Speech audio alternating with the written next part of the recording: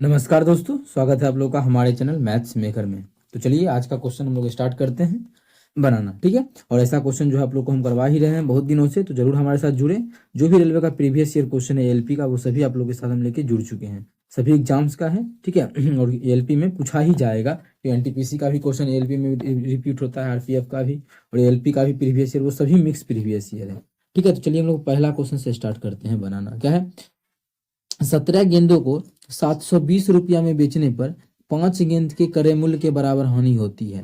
तो एक गेंद का क्रय मूल्य बताना है कि एक गेंद का सीपी क्या होगा। सबसे पहले आप लोग को एक ही तरीका इस क्वेश्चन के लिए हम सिखा दिए हैं। क्या सिखाए हैं? तो जितना लाभ या हानि होगा जिसके बराबर वही चीज हमको मानना है।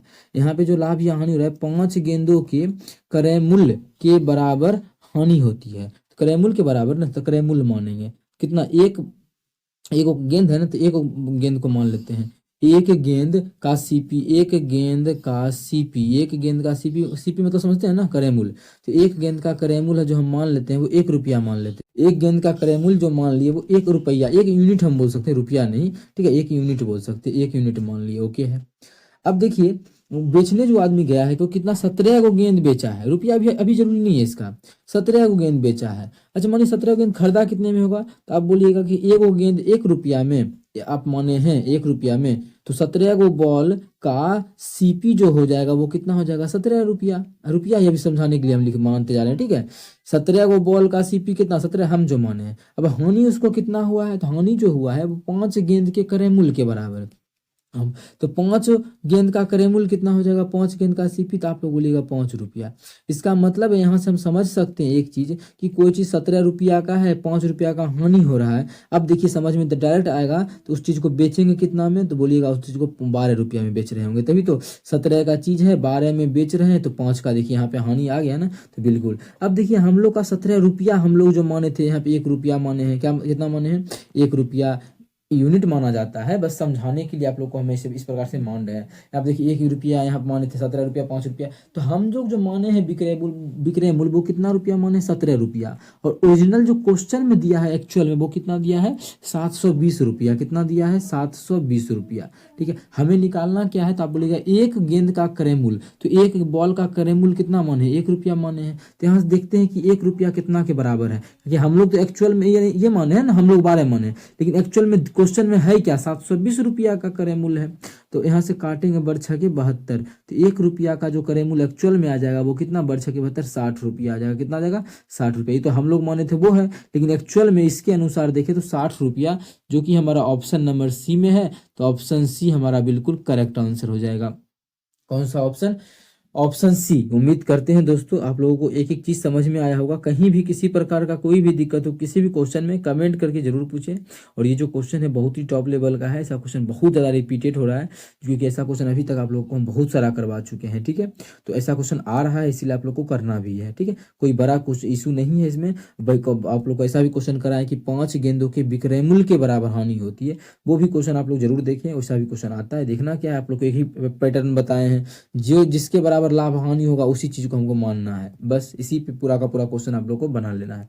चलिए आगे देखिए, क्वेश्चन नंबर 2 क्या है, किसी वस्तु यदि किसी भिन्न के अंश और हर दोनों में 3 जोड़ा जाता है तो उसका मान 10/11 हो जाता है। ठीक है, आगे पूछा है, बोला है यदि अंश और हर दोनों में से 4 घटाया जाता है तो उसका मान 3/4 हो जाता है। तो भिन्न संख्या का मान क्या है, मतलब उस भिन्न का मान पूछ रहा है। अब देखिए जो भिन्न हमारा होगा वो क्या होगा, तो आप लोग बोलिएगा जो भिन्न होगा वो इसी ऑप्शन में से कोई एक मेरा होगा, इसी चारों में से कोई एक आंसर होगा ना भिन्न। तो आप लोग बोलिएगा जी बिल्कुल इसी चारों में से कोई एक होगा। तो हम मान लेते हैं पहला, जो मानेंगे मानिए वो तो सेटिस्फाई करना चाहिए सारे नियम को। जैसे यहाँ बोला है कि अंश और हर दोनों में 3 जोड़ते हैं तो 10/11 होता है। तो चेक करते हैं, एक रो में मानिए अंश में भी 3 जोड़ दिए और हर में भी 3 जोड़ देंगे तो कितना हो जाएगा, ये 10/11। चलिए एगो पैटर्न तो सेटिस्फाई कर गया, आगे भी सेटिस्फाई करना चाहिए तो बिल्कुल सही हो जाएगा, नहीं तो गलत हो जाएगा।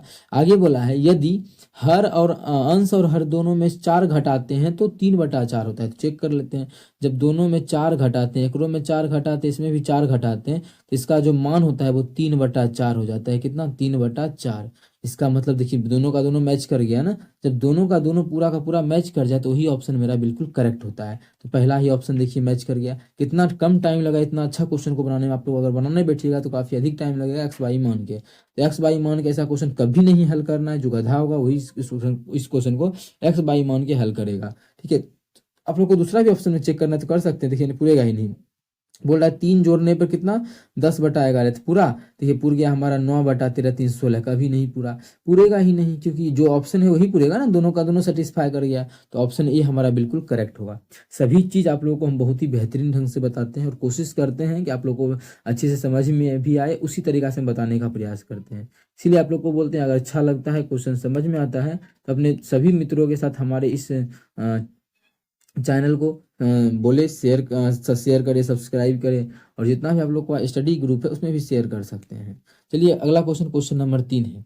एक व्यक्ति 42 किलोमीटर प्रति घंटा की गति से जाने पर अपने कार्यालय में 1 मिनट की देरी से पहुंचता है, जबकि 36 किलोमीटर प्रति घंटा की देरी से जाने पर वह 3 मिनट की देरी से पहुंचता है। तो वह व्यक्ति कितनी दूरी तय करता है? आप देखिए ऐसा क्वेश्चन कल की क्लास में भी आया था, वो भी एएलपी का ही पूछा गया प्रश्न था। और ऐसा आप लोग को हम बताए ही ना, एक्स वाई मान के बनाइएगा तो इतना अधिक टाइम लगता है। तो आप लोग बोलेगा नहीं उस टाइम बिल्कुल गंदा वो तरीका होगा। तो क्या तरीका बताएं, क्या फॉर्मूला बताए हैं? जब भी डिस्टेंस निकालना हो ऐसा कि जा रहे हैं तो इतना, मानी कुछ भी स्पीड हो, एक्स के स्पीड से जा रहे हैं तो 4 मिनट लेट हो रहा है, वाई के स्पीड से जा रहे हैं तो 10 मिनट पहले ये पहुंच जाते हैं। तो उस कंडीशन में जब भी आप लोग को दूरी निकालने के लिए बोले तो आप लोग को बस एक ही फॉर्मूला याद रखना है। वो फॉर्मूला है हमारा क्या? आप लोग को क्या फॉर्मूला बताएं? बस दोनों के स्पीड को गुना कर देना। पहला स्पीड गुना दूसरा स्पीड बटा क्या करना है? तो स्पीड का अंतर, पहला स्पीड माइनस दूसरा स्पीड, गुना क्या करेंगे? Difference of time. Difference of time मतलब समय का अंतर। कल भी आप लोग को समय का अंतर निकाल के समझाए, आज फिर से समझाएंगे अगर आया है। जहां जहां ये आएगा वहां वहां आप लोग को समझाएंगे। रिपीट हो जाएगा ना, तो मेरे साथ आप भी रिपीट कीजिएगा इस चीज को, और एग्जाम में बिल्कुल ऐसा क्वेश्चन आएगा तो आप लोग अच्छे से बना पाइएगा। कोई ना कोई शिफ्ट में जरूर इस प्रकार का क्वेश्चन आएगा। ठीक है, हर एक शिफ्ट में नहीं, लेकिन कोई ना कोई शिफ्ट में जरूर आएगा ये क्वेश्चन। जितना भी क्वेश्चन कराएं इससे बाहर नहीं आएगा, इतना आप लोग समझ सकते हैं, सोच सकते हैं। ठीक है, चलिए अब क्या बोला है क्वेश्चन में? डिस्टेंस निकालना है तो निकाल देंगे। डिस्टेंस बराबर पहला क्या है बोला है? 42 किलोमीटर प्रति घंटा की गति से जाने पर, तो जा रहा है कितना? 42 के स्पीड से गुना। ठीक है, और 36 के अगर स्पीड से जाते हैं, 42 के स्पीड से गए तो 1 मिनट लेट हुआ। अगर उसी दूरी को 36 की स्पीड से गए तब कितना लेट होगा? पहले पहुंच गए 3 मिनट। यही बोला ना, 3 मिनट की देरी से पहुंचा। हाँ, अगर 42 की स्पीड से गए तो क्या हुआ कि पहले ही पहुंच गया 1 मिनट। फिर स्पीड को कम किया, जब 36 की स्पीड से गया तो 4 मिनट लेट हो गया उसको। यही क्वेश्चन में बोल रखा है। नीचे में क्या बोले? दोनों का अंतर। तो 42 और 36 का जब अंतर लिखेंगे तो कितना हो जाएगा हमारा? 6 हो जाएगा। अब गुना, अब मेन है यहाँ पे गुना समय, डिफरेंस ऑफ टाइम निकालने का, समय का अंतर। अब देखिए यहाँ पे समझिएगा क्वेश्चन में क्या बोल रहा है। आप लोग को हम फिर से समझा रहे हैं और कल भी समझाए थे। जैसे मानिए कोई भी आदमी है 8 बजे अपने घर से निकला, ठीक 8 बजे, या फिर मानिए स्कूल पहुंचने का टाइम, जो स्कूल का जो टाइम है समझ सकते हैं, जो स्कूल का टाइम है वो कितना बजे? 8 बजे है। लेकिन पहला दिन क्या हुआ? अगर इस स्पीड से गया तो 1 मिनट पहले ये पहुंच गया। 1 मिनट पहले का मतलब कितना बजे स्कूल पहुंच गया? तो आप लोग बोलिएगा वो जो पहुंच गया होगा 7:59 में पहुंच गया है, 1 मिनट पहले पहुंच गया होगा। ठीक है, ऐसे तो आप लोग को हम तरीका बता दिए ना। 1 मिनट देरी से पहुंच रहा, पहले लेट मतलब क्या हो रहा है? पहले पहुंच जा रहा है, और यहाँ 3 मिनट का देरी हो रहा है, यहाँ 3 मिनट का देरी। तो डिफरेंस ऑफ टाइम कितना हो जाएगा? डिफरेंस ऑफ टाइम हो जाएगा 3 1 4, ये 4 हो जाएगा, बैठा देंगे। लेकिन आप लोग को हम समझा रहे हैं कि कैसे 4 होगा, जिस भी विद्यार्थी को दिक्कत है समझिए। अब मानिए दूसरा 42 की स्पीड से गया तो 8 बजे पहुंचना था, 7:59 में पहुंच गया, 1 मिनट पहले पहुंच गया। फिर वो क्या किया? स्पीड को कम किया, अब जा रहा है 36 की स्पीड से, तो उसको पहुंचना था 8 बजे ना, लेकिन वो क्या हुआ? लेट पहुंचने लगा। तो कितना लेट है? तो 3 मिनट लेट, जो अब पहुंच गया 8:03 में, स्कूल के समय से लेट। अब देखिए डिफरेंस ऑफ टाइम, अब आप लोग को एक्चुअल में दिख रहा होगा कि यहाँ इस दोनों के बीच का कितना अंतर है, तो आप लोग बोलिएगा 4 मिनट का अंतर है। ठीक है, इसीलिए आप लोग को बोले थे यहाँ पे इतना हमेशा नहीं करना है, डायरेक्ट आप लोग को क्या करना है यहाँ पे यूज करना है। ठीक है, तो हाँ देखिए यहाँ पे कितना 4 मिनट का आ गया। किसी भी विद्यार्थी को थोड़ा सा भी दिक्कत हो तो जरूर हमें बताएं। अब 4 मिनट तो 4 मिनट, अब देखिए ये सब क्या है? किलोमीटर प्रति घंटा में है, ये भी किलोमीटर प्रति घंटा में है, सभी चीज। तो इसको भी घंटा में बदलाएंगे, तो 4 मिनट, अब मिनट को घंटा में बदलेंगे तो 60 से भाग करेंगे, हो गया। वाह वाह, मजा आ जाएगा। देखिए अब सॉल्व करके क्वेश्चन को क्या हो जाएगा, किस प्रकार से काटना है, तो काटेंगे तो 15 चौके 60, यहाँ पे 15 आ जाएगा। ठीक है, 6 से काटेंगे तो 6 के 36। अब हमारा 3 से ही कटेगा ना, इसको हम 3 से काटते हैं, थोड़ा सा इसको कर लेते हैं नीचे। अब अगर हम इसको 3 से काटे तो 3 से काटेंगे तो 3 दूना 6, 3 पचे 15। तो ऊपर में कितना आ गया बोलिएगा, 82 दूना 84, 42 दूना 84/5, 84/5 करेंगे और हम लोग का आंसर आके तैयार हो जाएगा। कितना बेहतरीन शॉर्ट तरीका बताएं वो आप लोग सोच रहे होंगे। जब भाग करेंगे तो आ जाएगा 16 पचे 80, 16.8 किलोमीटर। मतलब उसके जो बीच स्कूल क्या था, कार्यालय था, कार्यालय ऑफिस के बीच का जो दूरी है उसके घर से, ठीक है, तो वो कितना है, वो हमारा है 16.8 किलोमीटर पर घंटा। कितना, 16.8 किलोमीटर। तो उम्मीद करते हैं दोस्तों समझ में आ गया होगा। बहुत ही बेहतरीन कॉन्सेप्ट आप लोगों को हम ये समझाए हैं। ठीक है, तो एक एक चीज आप लोगों को अच्छे से समझ में आया होगा। बस आप लोग को ये शॉर्ट ट्रिक जो है वो बहुत ही बेहतरीन ढंग से याद रखना है। और कहीं भी दिक्कत हो तो आप लोग हमेशा बोलते हैं कि हमसे पूछे। एक क्वेश्चन में कितना भी टाइम लगे, बस आप लोगों को क्वेश्चन समझ में आना चाहिए। क्वेश्चन का क्या तरीका बताते हैं वो सभी चीज अभी आप लोग को समझ में आना चाहिए। उम्मीद करते हैं दोस्तों आप लोग को जरूर अच्छा लगा होगा। अगर कहीं भी दिक्कत हो तो पूछे, हम बार बार रिपीट करते हैं इस भाषा को। चलिए क्वेश्चन नंबर आगे की तरफ चलते हैं। अगला क्वेश्चन हमारा है क्वेश्चन नंबर 4। आप लोग एज का क्वेश्चन बोले थे कि पूरा का पूरा करवा दीजिए। तो एज का जो भी क्वेश्चन आता है जिस भी प्रकार का, वो सभी क्वेश्चन हम विदाउट फॉर्मूला सिर्फ रेशियो मेथड से सॉल्व कर चुके हैं। जो कि पीछे के कुछ महीनों में जितना भी क्वेश्चन आया था एज का, लगभग लगातार हम 15 से 16 दिन तक करवाए थे, लगभग 30 से 40 क्वेश्चन, या फिर हो सकता है 100 क्वेश्चन भी पूर गया होगा, याद तो उतना नहीं है। तो वहां से भी आप लोग जाके कर सकते हैं। ठीक है, हर एक वीडियो में जाके देखिए, हर एक वीडियो में अच्छा अच्छा क्वेश्चन है, सभी सिलेक्टेड क्वेश्चन है। उससे बाहर बिल्कुल आप लोग को नहीं आएगा, उसी से एग्जाम में पूछा जाएगा। ठीक है, जैसा कि क्वेश्चन हमारा चौथा है, यदि 8 वर्ष की अवधि में अर्जित ब्याज मूलधन के बराबर है तो लागू की गई साधारण ब्याज की दर ज्ञात करना है। अब देखिए आसान क्वेश्चन है। क्या बोला है, 8 वर्ष में पी बराबर है किसके, SI के, दोनों बराबरी है। तो हम मान लेते हैं कुछ अपने मन से मान लेते हैं 8 रुपया 10 रुपया, या मिलन अपना नाम मान लेते हैं M, कुछ भी मान लेना है। ठीक है, क्या वही बोला है कि अर्जित ब्याज जो है मूलधन के बराबर है, तो मूलधन के बराबर कुछ भी मान लिए। चलिए काहे कि कट ही जाएगा। देखिए फॉर्मूला क्या होता है, साधारण ब्याज बराबर, आप बोलेगा P SI बराबर, SI क्या मान लिया, SI भी हम M ही मान लिए, तो M बराबर क्या होता है P क्या है, P भी तो M ही है, तो P गुना T कितना है, T हमें 8 साल बोला है, रेट हमें ज्ञात करना है। देखिए तो आप लोग के सामने आंसर है ना। आप लोग बोलिएगा जी बिल्कुल, M से M गया तो R का मान कितना आ जाएगा, 100/8। 100/8 का मतलब कितना परसेंटेज होता है, तो 12.5%। तो ऐसे सॉल्व कर सकते हैं आप लोग, भाग कर लीजिएगा तो आ जाएगा 12.5%। तो कितने परसेंट का क्या है, साधारण ब्याज है, रेट क्या है उस साधारण ब्याज का, तो रेट जो है वो क्या है, जो रेट जो हमारा है वो 12.5% है। उम्मीद करते हैं दोस्तों सभी चीज आप लोग को समझ में आया होगा। फिर से आप लोग को हम क्वेश्चन करवाए हैं, अच्छा क्वेश्चन है, जो भी मानना है आप लोग का मान लेना है। ठीक है, यहाँ पे इसलिए बोले कुछ भी मानिए, कट ही जाएगा ना, आप लोग को दिख भी रहा होगा, M से M कट गया। 8 मानते तो वो भी कटता, 9 मानते तो वो सभी चीज कट जाएगा। किसी प्रकार का कोई हानि परेशानी आप लोग को नहीं होना चाहिए किसी भी प्रकार के क्वेश्चन में। बहुत ही बेहतरीन तरीका बता रहे हैं। चलिए आगे की तरफ चलते हैं। क्वेश्चन नंबर जो हमारा है क्वेश्चन नंबर 5 है, यदि Kaushik theta plus tan theta बराबर इतना है तो थीटा का मान रख के भी ज्ञात कर सकते हैं। जो भी 30 रख के देखिए, दोनों जगह इतना आता है, नहीं आएगा तो गलत हो जाएगा। 60 रखिए, 90 और 45, लेकिन ये मान अभी रखेंगे नहीं। पूछिएगा क्यों, इसलिए कि छोटा सा मान है, इसको हम सॉल्व कर सकते हैं। वो कैसे, देखिए इसका जो फॉर्मूला होता है क्या होता है, तो आप लोग फटाक से बोलिएगा कि कौशिक थीटा बराबर होता है 1/sin थीटा। क्या होता है, 1/sin थीटा, पहला गुना। और टेन थीटा क्या होता है, टेन थीटा जो हमारा होता है sin थीटा बटा cos थीटा। ठीक है, तो तुरंत हमारा आंसर आके तैयार हो गया ना। इसी का मान कितना दिया है, 2/√3। देखिए तो क्या दिख रहा होगा यहाँ से बोलिएगा साइन से साइन गया, क्या बचेगा, 1 क्या बच गया, कॉस। 1/cos पलट देंगे तो cos थीटा आ जाएगा, और इधर भी पलट देंगे तो √3/2। कॉस कितना का मान, √3/2। आप लोग एकदम बेझिझक बोलिएगा कि cos 30 का मान होता है, cos 30 का मान √3/2। तो cos 30 हमारा बिल्कुल आंसर हो जाएगा। तो इसमें ज्यादा कुछ था नहीं जो वैल्यू पुट करते हैं। उम्मीद करते हैं दोस्तों एक एक चीज आप लोग को समझ में आया होगा। कहीं भी दिक्कत हो तो हम रिपीट एक ही बात करते हैं, पूछे, जरूर पूछे। और आप विद्यार्थी का एक क्वेश्चन भी आया है एक, हाँ उस वो भी आप लोग को हम सोल्यूशन करवा देंगे कि मीनार की ऊंचाई के बारे में कुछ बोला गया है। उस क्वेश्चन को भी हम वीडियो के लास्ट में जो है उसका सोल्यूशन आप लोग को हम करवा देंगे कि क्या बोला गया है, आखिर उसका दिक्कत क्या है। वहाँ पे हम पूरा आप लोग को अच्छे से समझाने का प्रयास करेंगे, लेकिन वो वीडियो के लास्ट में हाइट एंड डिस्टेंस का जो क्वेश्चन था उसमें डाउट है विद्यार्थी को, तो हम समझा देंगे। चलिए पहले कर लेते हैं पूरा क्वेश्चन जो हमारा आज का है। क्या है, सरल कीजिए इतना को। अब इतना को सरल कीजिए, बहुत बच्चा फटाक से क्वेश्चन देखा नहीं, आओ तो आओ डायरेक्ट क्या करना, इसको सॉल्व करने लगा।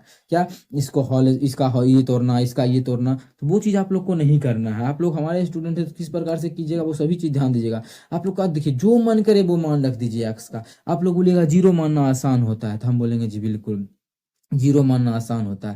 लेकिन जीरो मानना आसान होता है तो जीरो मानिएगा तो देखिए सब ऑप्शन में से इसमें भी खत्म खत्म, छः बच जाएगा एक प्लस माइनस छः, यहाँ भी देखिए प्लस माइनस छः। जीरो मानने से नुकसान नुकसान हो जाएगा, नहीं समझे। जीरो मानेंगे तो खत्म, यहाँ भी माइनस छः बचेगा, ये भी खत्म, यहाँ भी माइनस छः, यहाँ भी प्लस छः, यहाँ भी प्लस छः। इसीलिए जीरो नहीं मानेंगे, ऑप्शन में भी मान रखेंगे ना, क्योंकि वैल्यू पुटिंग तो सिखा ही चुके हैं आप लोगों को। ठीक है, तो करेंगे क्या, अपने मन से एक रख लेते हैं, सबसे आसान मेथड ना, एक्स का मान, इससे नहीं मिलेगा फिर दूसरा पे चलेंगे, एक रख लेते हैं एक्स का मान। एक रखेंगे तो फटाक से इससे एक रहेगा तो बाहर में एक से कोई मतलब नहीं है, तो हो जाएगा ये दो गुना एक तो दो होगा ना, दो में से 5 गया तो -3 आ गया, यहाँ पे -3 प्लस, यहाँ रख देंगे एक, तो एक का स्क्वायर कितना हो जाएगा एक, एक ये हो गया माइनस, एक में से 4 घटाएंगे तो -3 गुना 6 तो -18। तो डायरेक्ट हम यहीं पर नहीं लिख दे -18, 6×3 18 -18, ठीक है।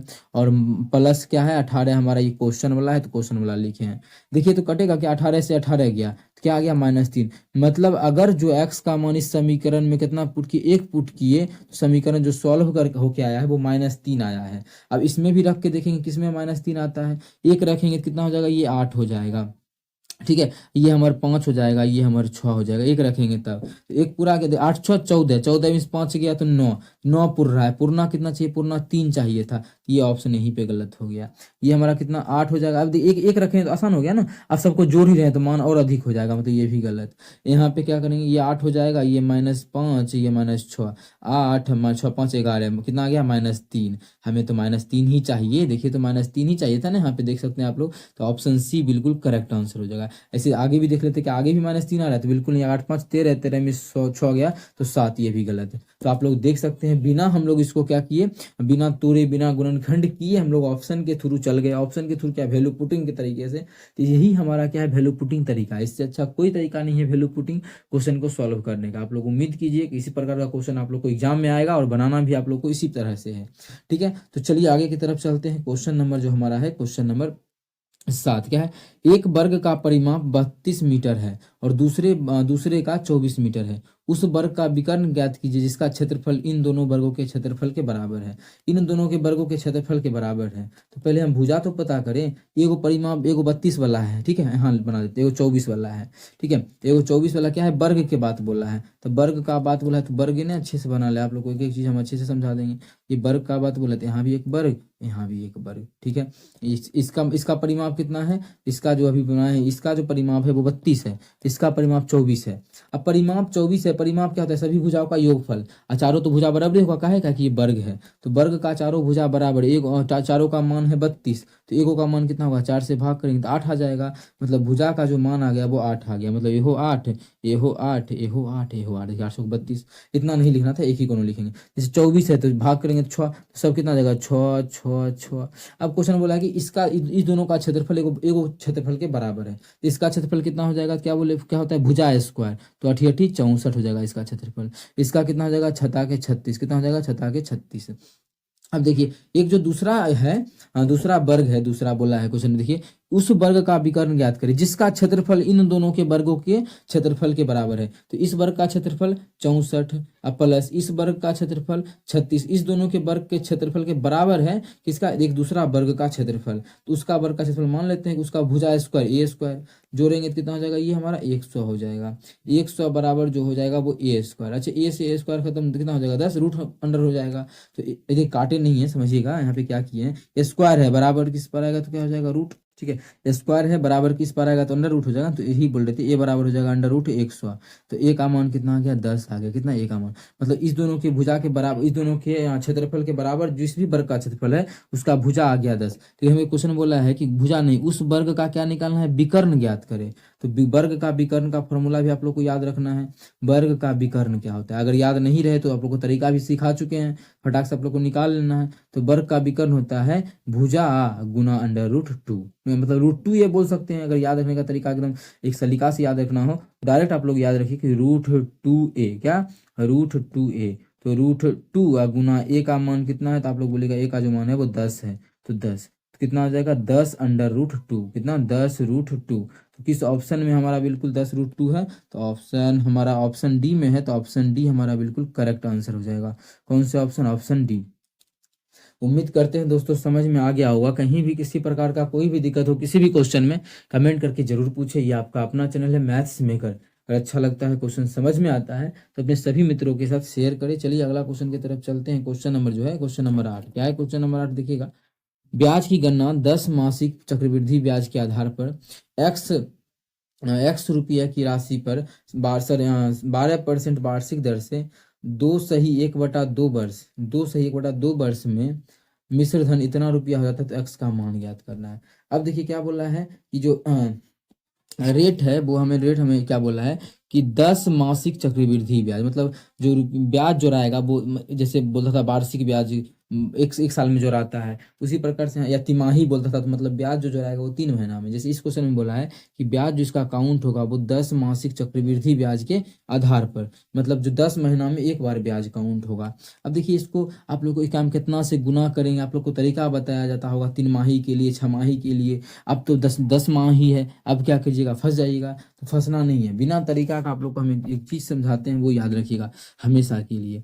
रेट जो है क्या है, वार्षिक दिया हुआ है, एक साल का 12% दिया हुआ है। अच्छा, एक साल का 12% है, तो एक महीना का कितना होगा, 12 से भाग करेंगे तो एक महीना का हो गया। लेकिन क्वेश्चन में क्या बोला है कि 10 मासिक में जुड़ता है, तो 10 महीना का कितना हो जाएगा, 10 से गुना कर देंगे। अब देखिए कितना आसान तरीके से आप लोग रेट निकाल पाए हैं कि 10% रेट होगा। कैसे, 10 महीना का 10%, इस प्रकार से सॉल्व करना है। समय क्या होगा, तो समय पहले इसको सॉल्व करते हैं। कितना साल का हमको ब्याज ज्ञात करना है, तो आप बोलिएगा 2.5 साल है। 2.5 साल का मतलब कितना हुआ, 30 महीना। जैसे हुआ ना, एक साल का मतलब 12 महीना, फिर एक साल का मतलब 12 महीना, फिर 6 महीना का 6 महीना, तो 2.5 साल हो गया। तो 12 दूना 24, 36, कितना हो गया, 30 मंथ। 30 मंथ हो गया। अब देखिए इसमें इसको अगर नहीं भी चेंज करे फॉर्मूला, मतलब इसको ठीक है, इसको हम नहीं MONTH मंथ, ठीक है, अगर इसको नहीं भी चेंज करें तो समझिएगा कि 10 महीना में एक बार ब्याज काउंट होता है। देखिए 10 महीना में, तो 30 महीना में कितना बार ब्याज काउंट होगा, मतलब समय का मान कितना आ जाएगा, 3 आ जाएगा। ये सभी चीज जो है बहुत ही बेहतरीन ढंग से आप लोग के लिए बनाया गया तरीका है, ठीक है, मेरे द्वारा। कहीं भी दिक्कत हो तो पूछिए। अब चलिए क्वेश्चन में बोल ही दिया है, और भी आसान तरीका आप लोग को देखना है, तो ये क्या होता है 10%। अब देखिए इतना तक में कोई दिक्कत नहीं। अब कोई बच्चा आएगा तो बहुत सारा तरीका से बना सकता है इसको, फॉर्मूला लगा के। सब चीजें पता है, ये देखिए आर पता है, टी पर समय पता है, और ये क्या दिया है, इतना मिश्रधन भी दिया है, ये अमाउंट भी दिया है, ये भी दिया हुआ है इस क्वेश्चन में। देखिए सब चीज लिखने का जरूरी नहीं, टाइम बर्बाद है लिखना, लेकिन बस समझाना है ना। मेरा फेस भी नहीं दिख रहा है तो हम कैसे समझाए, तो लिख के ही समझाना का मेरे पास एक तरीका है, ठीक है। अब ये सभी चीज़ दिया है। अब हमें ये सभी चीज़ दिया हुआ है, तो ये करना क्या है, हमें प्रिंसिपल निकालना है। प्रिंसिपल जो एक्स माना गया है क्वेश्चन में, वो ज्ञात करना है। तो किस प्रकार से निकलेगा, तो समझिएगा। बिना फॉर्मूला का यूज किए आप लोग को हम यहाँ पे समझाएंगे कि प्रिंसिपल आप लोग किस प्रकार से निकाल सकते हैं, बहुत ही बेहतरीन और लाजवाब तरीका से। तो देखिए सबसे पहले जो रेट दिया हुआ उस पर फोकस कीजिए। रेट कितना है, 10% है, तो 10% का फ्रैक्शन वैल्यू 1/10 होता है। जो विद्यार्थी नहीं जानता है जानिए कि 10% ना, प्रतिशत का मतलब नीचे में 100, जब इसको काटेंगे तो 1/10 ही आएगा। कितना, 1/10। अब देखिए यहाँ पे लिखते हैं प्रिंसिपल, यहाँ पे लिखते हैं अमाउंट। कोई भी आदमी कर्जा लिया है, ठीक है, समझिए, ध्यान से समझिएगा, बहुत ही हम अच्छे ढंग से समझाना चाह रहे हैं। कोई भी आदमी कर्जा लिया है, तो जो ये जो नीचे में लिखते हैं मूलधन लिखते हैं, 10 रुपया कर्जा लिया है, तो उसका 10% एक ब्याज होगा, मतलब 10 महीना में ब्याज 1 होगा। हमको तो 3 बार चलना है, तो पहला बार में 1 रुपया ब्याज, 10 रुपया का चीज है, 1 रुपया का ब्याज, मतलब मिश्र धन, मिला हुआ धन कितना हो जाएगा, ब्याज मिला देंगे तो 11 रुपया। फिर दूसरा साल भी 10 रुपया का चीज है, उस पर 1 रुपया का ब्याज 11 रुपया। तीसरा साल भी 10 रुपया का चीज, उस पर 1 रुपया का ब्याज 11 रुपया। इतना में किसी भी प्रकार का कोई भी हानि परेशानी है तो बिल्कुल हमें बताएं, नहीं तो हम आगे चलेंगे। अब देखिए इसको गुना करेंगे तो 3 साल का हमें मूलधन भी पता चल जाएगा, यहाँ से मिश्र धन भी। अगर यहाँ से देखें तो मूलधन कितना आ जाएगा, इसको गुना कर देंगे तो 1000, ये जो अनुपात निकलता है। और इसका कितना आ जाएगा, 1300, इसको गुना करेंगे तो 1331 आ गया। ये हमारा क्या गया, मूलधन, और ये हमारा क्या हो गया, मिश्र धन। अब देखिए मिश्र धन कितना आ गया, 1331। मिश्र धन जो आ गया वो 1331 आ गया। कितना आ गया, 1331 आ गया। और हमारा जो एक्चुअल में मिश्र धन किताब में क्वेश्चन में दिया हुआ है, देख सकते हैं कितना है, 50,578। एक्चुअल में जो मिश्र धन है वो 50,578 है एक्चुअल में मिश्र धन। अब समझ में आया काहे इतना मान किए थे। इसका मतलब यहाँ से जब काटा पीटी हम करेंगे, 11 से इसको काटेंगे तो ये 121 आ जाएगा। और इसको 11 से काटेंगे तो हमारा आ जाएगा 11 चौके 44, 11 चौके 44, 44, 44, 6 और 0, 6 और 5 65, तो 11 पचे 55। आप लोग इसको काटिएगा, 11 नंबर 99, 11 88, हाँ कितना आ जाएगा 45 98 आ जाएगा। फिर कटेगा 11 से, बिल्कुल हमारा जो है ये फिर 11 से कट जाएगा, तो फिर 11 से काटते हैं, 11 से काटेंगे तो 11 हो जाएगा, 11 से इसको काटेंगे तो 11 चौके 44, 11 क्या 11, 11 88, फिर 11 से कटेगा क्या, अब चेक कर लेते हैं कितना हो जाएगा, ये 8 4 12 में से 11, हाँ बिल्कुल कट जाएगा। 11 से ये 1 हो जाएगा, इसको काटेंगे तो हमारा जो हो जाएगा 11 चौक 44, 11 8 88, 38 आ गया कितना। तो एक अनुपात का जो मान पता चल गया, समझिएगा बहुत ही ध्यान से, एक अनुपात का मान वो कितना आ गया, कितना 38 आ गया। एक अनुपात का जो मान आ गया वो 38, ठीक है। एक अनुपात का मान 38, क्वेश्चन ने पूछा क्या एक्स का मान, और एक्स शुरू में था क्या, इतना एक्स राशि पर 12 इतना ब्याज वाज ले रहा था, मतलब एक्स जो था वो पी था। तो पी हम यहाँ पे आप लोग को दिखाए, पी कितना अनुपात में है, तो पी जो हमारा है वो यहाँ पे निकल चुका है। पी कितना, पी जो निकला है 3 साल का, वो 3 साल में जो मतलब ये देखा जाए कि टोटल रुपया था 1000, उस पर 3 साल का ब्याज 331, तो टोटल जो मिश्र धन हो गया वो हो गया 1331, कितना 1331। तो एक अनुपात का मान आ गया कितना हम लोगों का 38, तो 1000 अनुपात का मान, तो एक अनुपात का मान 38, तो 1000 का मान आ जाएगा 38000। इसका मतलब इस क्वेश्चन में जो हमें ज्ञात करना था क्या मूलधन, तो मूलधन का जो मान आ गया वो 38000 आ गया, जो कि हमारा ऑप्शन नंबर ए में है। तो ऑप्शन ए हमारा बिल्कुल करेक्ट आंसर हो जाएगा। कौन सा ऑप्शन, ऑप्शन ए। उम्मीद करते हैं दोस्तों इतना बेहतरीन ढंग से बताए हैं, आप लोगों को एक एक चीज समझ में आया होगा। कहीं भी किसी प्रकार का कोई भी दिक्कत हो किसी भी क्वेश्चन में, कमेंट करके पूछ सकते हैं। यहाँ पे आप लोग चाहें तो डिजिटल सम भी लगा सकते थे, ठीक है, इतना काटा पीटी करना जरूरी नहीं था, लेकिन काट पीट किए भी तो आप लोग को परेशानी नहीं होगा, आसानी तरीके से कटते चल गया, ठीक है, क्योंकि 11 से तो भाग करना ही था। अगला क्वेश्चन, क्वेश्चन नंबर 9 अगर देखा जाए तो क्या है, किसी समचतुर्भुज के प्रत्येक भुजा की लंबाई 25 मीटर है और एक विकर्ण की लंबाई 14 मीटर है, समचतुर्भुज का क्षेत्रफल ज्ञात करें। आप लोग आसान तरीके से इसका बता सकते हैं। दूसरा विकर्ण कितना होगा आप लोग को अभी हम सिखाएंगे किस प्रकार से निकालें। सबसे पहले समचतुर्भुज होता क्या है, तो समचतुर्भुज का गुण जानिए। समचतुर्भुज का चारों भुजा बराबर होता है। सबसे पहला बात क्या होता है, चारों भुजा बराबर होता है, मतलब ये हमारे जितना है, तो बोला है प्रत्येक भुजा कितना है 25 है, मतलब ये भी 25, सब भुजा 25 है, तो हम सबको लिखें तो नहीं भी लिखेंगे चलेगा, बस आप लोग को समझाने के लिए लिख रहे हैं। आप लोग को एग्जाम में बिल्कुल नहीं लिखना है, अभी हम बस समझाने के लिए लिखते हैं। अब क्वेश्चन में क्या बोला है, अब या फिर विकर्ण भी दे दिया है, और विकर्ण के बारे में आप लोग को ध्यान रखना है कि इसका जो विकर्ण है एक दूसरे को समकोण पर समद्विभाजित करता है। समकोण पर समद्विभाजित का मतलब समझ में आया ना, कि समकोण पर 2 टुकड़ा तो करबे करता है, ठीक है, 90 डिग्री भी होता है यहाँ पे, और 2 टुकड़ा समद्विभाजित, तो क्या बोले समकोण पर समद्विभाजित 2 टुकड़ा करता है। अब समझने के लिए समझिए, एक विकर्ण 14 दिया हुआ है, मानिए ये पूरा विकर्ण 14 है, पूरा का पूरा कितना है 14 है, तो अगर इसको टुकड़ा करेंगे तो कितना नीचा 7 हो जाएगा, ऊपर 7 हो जाएगा, तब 2 टुकड़ा किया। अब देखिए आपको एक त्रिभुज पकड़ लीजिए, आप अगर कोई एक त्रिभुज पकड़िएगा तो आप बोलिएगा हम ये वाला त्रिभुज पकड़ लेते हैं, हम थोड़ा सा इसको डार्क करते हैं, ये त्रिभुज का पकड़ लेते हैं, ये त्रिभुज का देखिए सब चीज दिख रहा होगा। अगर हम इस त्रिभुज को पकड़ लें, यहाँ जो हम डायग्राम आप लोग को हम बना के शो करवाएं, इस त्रिभुज का हम बात करें, इस त्रिभुज का दिख रहा होगा, ये देखिए ये 90 डिग्री है, तो इसके सामने ये क्या हो गया, कर्ण हो गया। इसके सामने अगर ये भुजा है तो ये जो हो गया वो कर्ण हो गया। कर्ण 25 है, आधार 7 है, तो लंब निकाल लेंगे। लंब जो आ जाएगा, आप लोग जब लंब का निकालिएगा आ जाएगा √25 का स्क्वायर, फॉर्मूला होता है ना लंब बराबर पाइथागोरस प्रमेय, √ लंब 25 कर्ण स्क्वायर माइनस आधार स्क्वायर। जब इसको सॉल्व कीजिएगा तो सॉल्व होकर आ जाएगा 576। इसका मतलब 576 का मतलब वर्गमूल होता है 24, कितना होता है 24। देखिए इतना सभी मने मन उस समय किए थे, और आप लोग को भी इसी प्रकार से मने मन करना है जब आप लोग पूरा पढ़ लीजिएगा तो, ठीक है। 24 का मतलब इतना यहाँ से लेके जो यहाँ तक पता चल गया वो 24 है। अब क्या बोले आप लोग को समद्विभाजित करता है, 2 टुकड़ा करता है, मतलब जितना वो ये है उतना ही हमारा आगे ये भी है। अगर वो 24 है तो ये भी हमारा क्या है 24 है, ठीक है। मतलब पूरा का पूरा विकर्ण कितना हो गया 24, यहाँ पे जब सॉल्व करेंगे तो 48 आ जाएगा ना, 168 है, 2 16 16 32, हाँ, जब उसमें हमारा ये आंसर नहीं होगा ये होगा, ठीक है।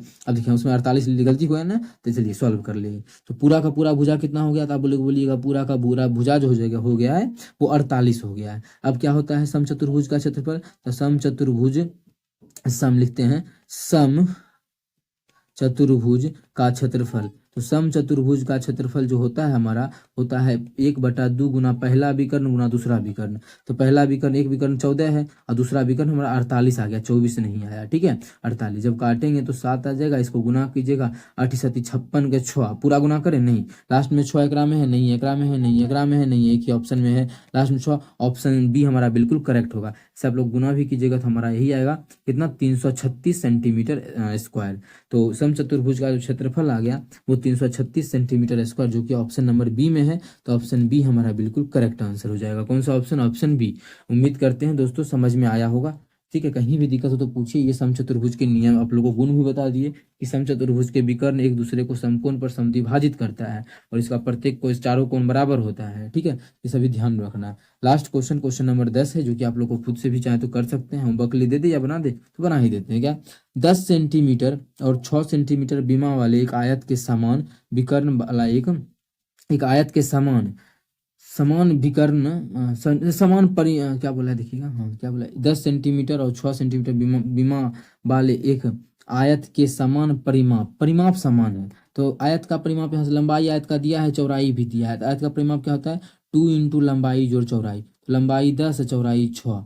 तो आयत का जो परिमाप आ जाएगा वो 2 गुना कितना हो जाएगा 10 6 16, 16 दूना 32, क्या हो गया 32। ये आयत का क्या हो गया परिमाप। और क्वेश्चन में बोला है यही परिमाप बराबर है समचतुर्भुज बनाया गया है, ठीक है। देखिए आयत के समान परिमाप, समान मतलब बराबर परिमाप बनाएगा समचतुर्भुज। तो समचतुर्भुज का चारों भुजा बराबर, तो हम ए मान लेते हैं भुजा को। जब काटेंगे तो समचतुर्भुज का जो भुजा आ जाएगा वो 8 आ जाएगा। देखिए कितना घुमा के क्वेश्चन दिया था, जबकि आसान ही है। समचतुर्भुज का कितना आ गया हम लोग का भुजा, तो समचतुर्भुज का भुजा आप लोग बोलिएगा कि कितना आ गया 8 आ गया, ओके है। अब चलिए समचतुर्भुज का डायग्राम बना लेते हैं। समचतुर्भुज का डायग्राम तो ये भी हम बोल सकते हैं कि बस चारों भुजा बराबर होना चाहिए, 90 हो नहीं हो कोई मतलब, सॉरी प्रत्येक को 90 नहीं भी हो, मतलब चारों भुजा बराबर है तो समचतुर्भुज बोल सकते हैं, ठीक है। क्वेश्चन में देखिए चारों भुजा क्या है 8, चारों भुजा तो बराबर होगा ही होगा, प्रत्येक चारों कोण 90 डिग्री हो या नहीं उससे कोई मतलब नहीं है, चारों भुजा बराबर देखिए यहाँ पे आ चुका है, ओके है।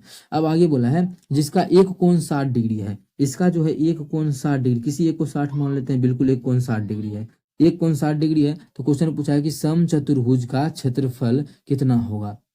अब समचतुर्भुज का क्षेत्रफल किस प्रकार से निकालें, तो समचतुर्भुज का क्षेत्रफल बहुत ही तरीका से निकाल सकते हैं। पहला आप देखिए त्रिभुज का क्षेत्रफल भी तरीका से निकाल सकते हैं। त्रिभुज का क्षेत्रफल कैसे, आप क्या बोल रहे हैं हम वो चीज को समझाते हैं यहाँ पे। देखिए पहले एक विकर्ण खींच सकते हैं अपने मन से, क्या अभी कहाँ गया, हाँ अपने मन से यहाँ पे विकर्ण, तो आप लोग बोलिएगा जी बिल्कुल यहाँ पे हम अपने मन से एक विकर्ण खींच सकते हैं। अब ये क्या कर रहा है, एक अपने मन से जो है विकर्ण यहाँ पे हम खींच सकते हैं, खींच दिए विकर्ण। ये विकर्ण से फायदा क्या हुआ, यहाँ से देखिए हम अगर मानिए दोनों साइड का क्षेत्रफल क्या होगा बराबर होगा, इस त्रिभुज का क्षेत्रफल जितना होगा उतना ही हमारा इस त्रिभुज का क्षेत्रफल होगा। ये भी तरीका से आप बोलिएगा कि एक तरीका बताए थे कि 1/2 गुना पहला विकर्ण गुना दूसरा विकर्ण, वो भी होता है, हाँ वो भी होता है, उस पर भी निकाल सकते हैं। लेकिन हम अगर दूसरे तरीका से निकाले तो क्या दिक्कत है, उसी तरीका से निकाल लेते हैं। तो देखिए जब भी दो गो पता हो आप लोगों को, हम क्या बोलना चाह रहे हैं, जब भी दो गो साइड पता हो और उसके बीच का एंगल पता हो, उसके बीच का एंगल, तो आप लोग त्रिभुज का क्षेत्रफल का एक फॉर्मूला ही होता है, जो आप लोग नहीं पढ़े तो पढ़िए। त्रिभुज का क्षेत्रफल क्या होता है, त्रिभुज का क्षेत्रफल होता है 1/2, अबे आजा, त्रिभुज का क्षेत्रफल होता है सबसे आसान 1/2 आर स्क्वायर साइन थीटा, या फिर भुजा का स्क्वायर गुना, मतलब भुजा का स्क्वायर नहीं ए बी बोल देते हैं, ठीक है, A B sine theta, A B sine theta. जब कब कब करेंगे ये फॉर्मूला यूज त्रिभुज के क्षेत्रफल में, तभी करेंगे ये फॉर्मूला यूज जब दो गो भुजा पता हो, दो गो भुजा और उसके बीच का कोण पता हो। देखिए तीनों भुजा पता है ना, इसके बीच का ही कोण पता है ना, इसीलिए हम इसको यूज कर रहे हैं। अच्छा अब जितना क्षेत्रफल इसका होगा उतना ही क्षेत्रफल इसका ही होगा, दोनों तो बीच से काट ही रहा है, और विकर्ण इसको 2 टुकड़ा करता भी है, इस त्रिभुज को 2 होगा। तो पूरा अगर हम चतुर्भुज का ही बात करें, चतुर्भुज का क्षेत्रफल क्या हो जाएगा, तो आप लोग बोलेगा में 2 से गुना हो जाएगा, पूरा का निकालना है तो 2 से 2 खत्म, तो डायरेक्ट इसका आंसर क्या जाएगा ए बी साइन थीटा। ये दोनों भुजा बराबर है इसलिए ए स्क्वायर भी लिख सकते थे इसको, तो 8 गुना 8 गुना साइन कितना 60 डिग्री ना, 60 साइन 60 का मान कितना होता है √3/2। जब इसको काटेंगे तो हमारा ये हो जाएगा 4, जब सॉल्व करेंगे तो आ जाएगा 8 चौके 32 √3। तो इस चतुर्भुज का जो क्षेत्रफल हो जाएगा कितना बेहतरीन ढंग से निकाल लिए। एक नया आप लोग को हम फॉर्मूला बताया, बस उस फॉर्मूला को आप लोग को याद रखना है। कितना 32√3 इस क्वेश्चन का जो है बिल्कुल करेक्ट आंसर हो जाएगा, कितना 32√3। उम्मीद करते हैं दोस्तों समझ में आया होगा। अगर अच्छा लगता है, क्वेश्चन समझ में आता है तो अपने सभी मित्रों के साथ शेयर करें हमारे इस वीडियो को ज़्यादा से ज़्यादा। और जो भी विद्यार्थी का डाउट था, जो भी क्वेश्चन हम कोशिश करते हैं उस क्वेश्चन को निकाल के समझाने का। चलिए पहले उस क्वेश्चन को हम लेके आते हैं डिस्प्ले पे।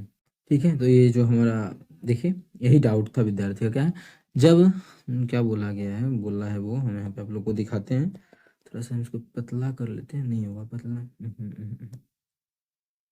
पतला तो नहीं होगा, ठीक है, यही भी देखिए बोला है जब कहाँ गया भैया, जब सर टावर का लेंथ 45 है तो आपने पूरा हो गया ना, हाँ। जब यहाँ पे देखिए जब सर आप टावर का लेंथ 45 है, देखिए हाँ बिल्कुल, ये जो टावर है पूरा का पूरा इसका लेंथ 45 है, फिर से हम यहाँ पे रिपीट कर देते हैं एक बार, ठीक है। और पूरा प्लेटफॉर्म और